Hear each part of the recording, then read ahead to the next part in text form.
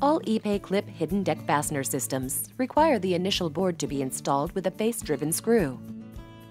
To start the process, install the first board using a 1/8-inch drill bit to pre-drill a hole for the screw.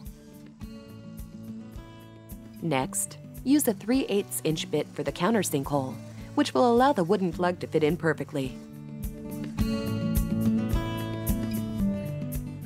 After the pilot holes are drilled, install the initial face screws for the first board. Apply a dab of glue into each countersunk hole and insert an ePay clip 3/8-inch tapered plug. Remove any part of the plug that protrudes above the deck board.